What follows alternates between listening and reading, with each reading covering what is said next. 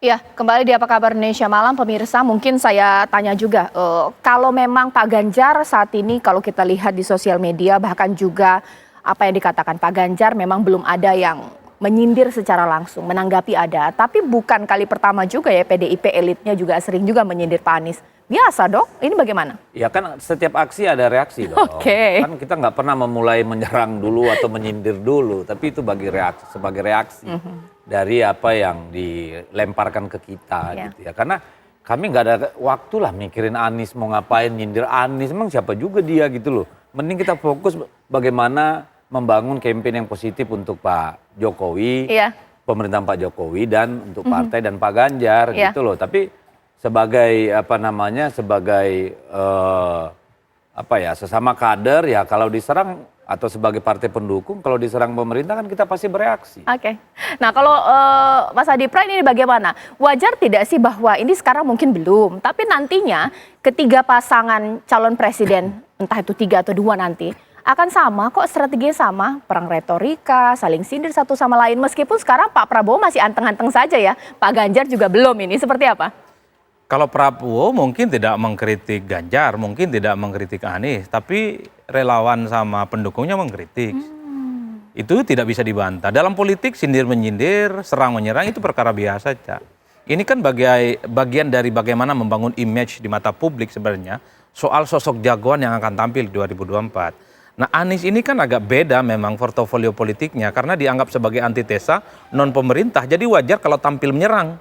Agak lucu kalau kemudian personifikasi politik Anies dan perubahan ini justru memuji pemerintah. Saya membayangkan itu dilakukan sejak tahun yang lalu ketika awal-awal deklarasi. Makanya tadi saya sebut ini agak telat panasnya. Justru kritik keras ini disampaikan setelah Pak Joni Plate ditetapkan sebagai tersangka, semuanya bicara Demokrat galak, PKS galak, Anies juga galak, tiba-tiba mengkritik infrastruktur dan seterusnya. Saya kira ini bagian dari jualan politik, tinggal apakah jualan ini diterima oleh publik atau tidak. Karena pada saat yang bersamaan, kubu Bang Deddy, kubu Ganjar Pranowo, kubu PDIP nggak mungkin berdiam diri, pasti menyampaikan fakta-fakta untuk membantah soal serangan-serangan yang sudah disampaikan.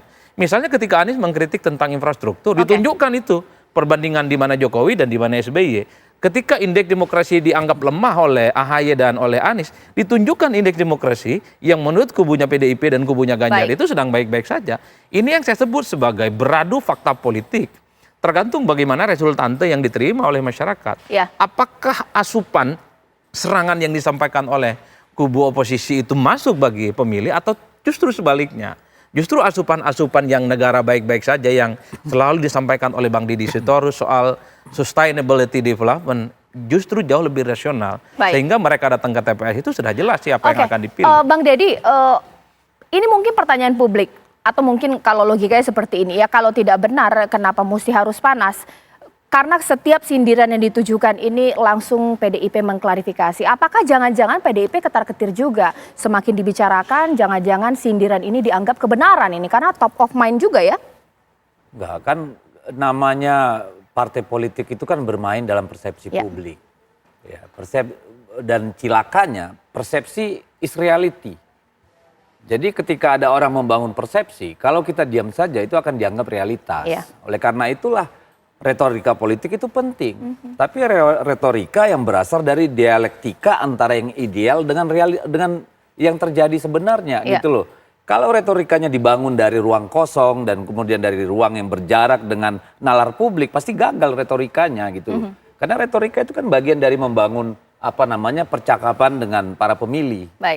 Ya, kita tunggu ya Bang Deddy ya, ini bahwa memang Pilpres masih jauh, 8 bulan lagi pemirsa, tapi kalau misalnya terjadi saling sindir ya mungkin sebagai masyarakat kita bijak lah menanggapinya saja. Kalau misalnya merasa tidak benar, cek lagi nih pemberitaannya ini, mungkin cari-cari data pembanding. Terima kasih Mas Adi Praitno, terima kasih Bang Deddy Sitorus, sebelumnya ada anggota dari tim 8 Pak Sudirman Said.